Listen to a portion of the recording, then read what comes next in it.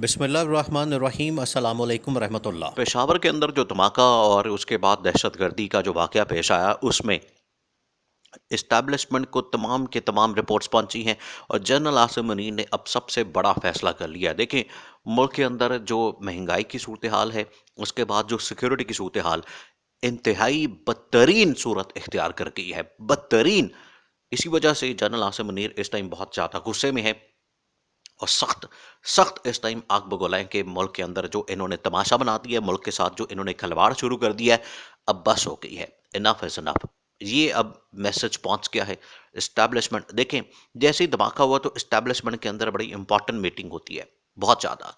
वहां पर ये पूरी ब्रीफिंग, हालांकि इस मामले में जनरल आसिम मुनीर खुद पहुंचे हैं पेशावर में और जाके वहां पर उन्होंने एक एक चीज़ का खुद जायजा लिया, क्योंकि ब्रीफिंग और प्रेजेंटेशन तो जनरल आसिम मुनीर को मिल गई। लेकिन अब जनरल आसिम मुनीर ने अब इस सिचुएशन को सामने रखते हुए जनरल आसिम मुनीर ने इस्लामाबाद के अंदर भी फौज तलब कर ली है, फौज के हवाले, रेंजर्स के हवाले, और सिक्योरिटी बड़ी टाइट करती है पूरे पाकिस्तान के अंदर।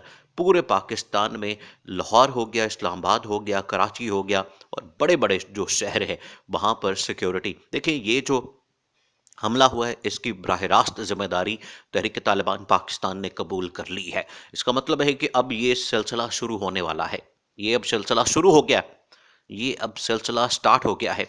ये बड़ा खतरनाक है। अब ऐसे मामले में इस टाइम पूरी की पूरी देखें, नून लीग को आप समझें, पीपल्स पार्टी को और इमरान खान को, और फिर उसके बाद इस्टेब्लिशमेंट को। इस टाइम ये लोग कर क्या रहे हैं?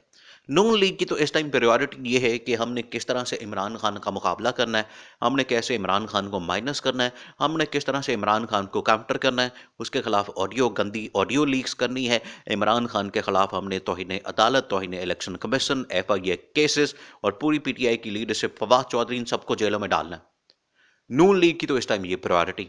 दूसरा, इन्होंने अब मरियम नवाज को लॉन्च कर दिया, मरियम नवाज के केसेस वगैरह माफ करवा दिए हैं, और ये सारा मामला खुल के सामने आ गया है कि अब पाकिस्तान के अंदर अब दोबारा से आहिस्ता आहिस्ता इनको लॉन्च किया जा रहा है। जैसे इमरान खान ने अपने जलसे जुलूसों का ऐलान किया है, इमरान खान ने कहा कि मैं पब्लिक में आ रहा हूँ, मैं आवाम को सड़कों के ऊपर लेकर आ रहा हूँ, बिल्कुल उसी तरह से मरियम नवाज ने भी अपने जलसे जुलूसों का ऐलान कर दिया।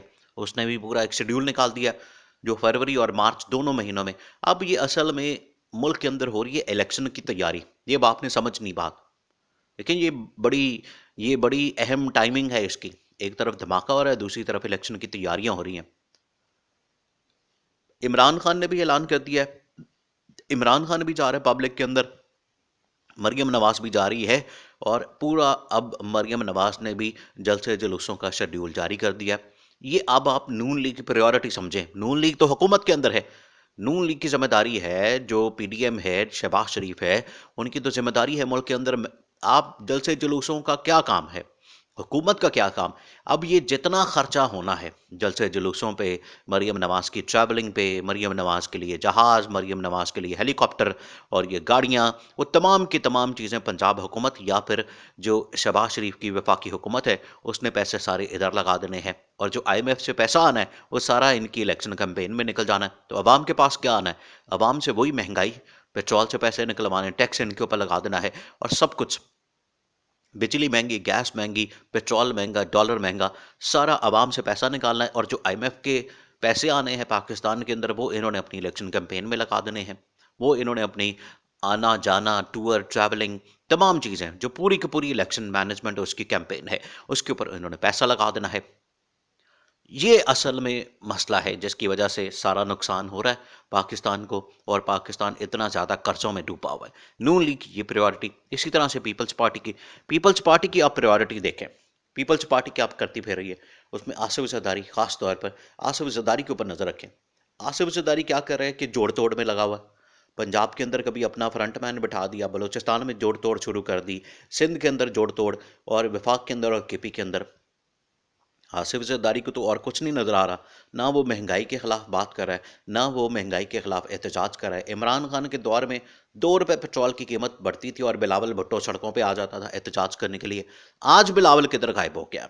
बिलावल तो वैसे ही दौरों पे निकला हुआ है, बल्कि वो तो पाकिस्तान का दौरा करता है, वो रहते ही बाहर है जब से वजीर खारजा बना है। इतना खर्चा, इतना जहाज के सारे अखराजात और ये तमाम चीज़ें सब सरकारी खाते खोले हुए हैं। इस वजह से इनकी याशियाँ, इनके टूर, इनकी ट्रैवलिंग और पूरी इलेक्शन कैंपेन, आसिफ ज़रदारी तो इस चीज़ में मगन है। और मौलाना फजलुर रहमान बेचारा अभी भी ख्वाब देख रहा है कि मैं सदर बनूंगा, मैंने दोबारा सदर बन जाना है। मौलाना वही ख्वाब देख रहा है, लेकिन अब ये ख्वाब सारे अधूरे रह जाने हैं। अब असल में मामला आ गया है पाकिस्तान की सलामती का। मामलात बड़े बिगड़ गए हैं, हालात बड़े ख़राब हो गए हैं। हालत ये है कि पाकिस्तान के अंदर अब फ़ौज की सबसे बड़ी ज़िम्मेदारी बन गई है इस्टेब्लिशमेंट की, कि अब दो फ्रंट के ऊपर इन्होंने चीज़ों को कंट्रोल करना है। एक तो ये, बल्कि तीन है। एक तो मुल्क के अंदर जो सियासी सिचुएशन है, अफरा तफरी अवाम के अंदर, उसको कंट्रोल करना है, क्योंकि अवाम इस टाइम महंगाई की वजह से अगर सड़कों के ऊपर निकल आती है तो लॉ एंड ऑर्डर सिचुएशन पैदा हो जानी है। और इस वक्त जब मुल्क के अंदर अब बम धमाके और दहशत गर्दी शुरू हो गई, बहुत ज़्यादा बड़ी तादाद में अब यहाँ पर दहशत गर्द और खुदकुश हमलावर फिर रहे हैं, जिसकी जिम्मेदारी अब तहरीक तालिबान पाकिस्तान ले रही है। तो ये फ़ौज के ऊपर बहुत बड़ी जिम्मेदारी है। दूसरा इकोनॉमिक सिचुएशन है, किस तरह से उसको कंट्रोल करना है। और ये जो पैसा आना है, IMF के पैसे जो आने हैं, इसको किस तरह से सही तौर पर इस्तेमाल करना है। ये ना हो कि ये वही हुकूमत अपनी लूट मार में और करप्शन में और अपनी इलेक्शन कैंपेन में लगाते। उसके बाद जो सिक्योरिटी की सिचुएशन इस टाइम पैदा हुई, उसमें सबसे बड़ी जिम्मेदारी इस टाइम इस्टेब्लिशमेंट और इंटेलिजेंस एजेंसीज के ऊपर है कि वो किस तरह से इस सिचुएशन को अब डील करती है। ये बड़ा अहम मामला है। ये अब हालात बड़े ख़तरनाक हो गए हैं, चीज़ें अब हाथ से निकलना शुरू हो गई हैं। पहले इकोनॉमिक सिचुएशन निकली, फिर सियासी पॉलिटिकल सिचुएशन हाथ से निकल गई, अब सिक्योरिटी सिचुएशन। तीनों फ्रंट पाकिस्तान के खिलाफ खुल गए, तीनों बड़े ख़तरनाक है, बहुत ख़तरनाक है।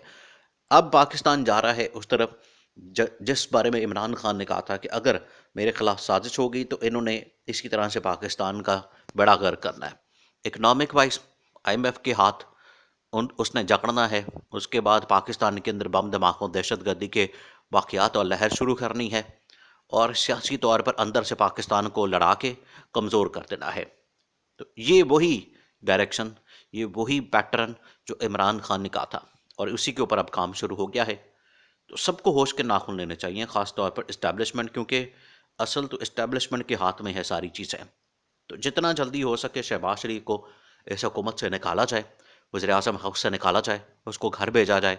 ये वज़ीर आज़म हाउस में आके चिपक के बैठ गया। वज़ीर आज़म हाउस से निकालना इस टाइम सबसे बड़ी ज़िम्मेदारी है इस्टेब्लिशमेंट की, उसको निकाला जाए। सपोर्ट सारी पब्लिक सारी इमरान खान के साथ है, इसलिए इमरान खान की वापसी, इमरान खान का वज़ीर आज़म हाउस में आना, यह पब्लिक के ऊपर है। और जिसको लाती है, सौ बिस्मिल्लाह, वो आके अब हुकूमत करे।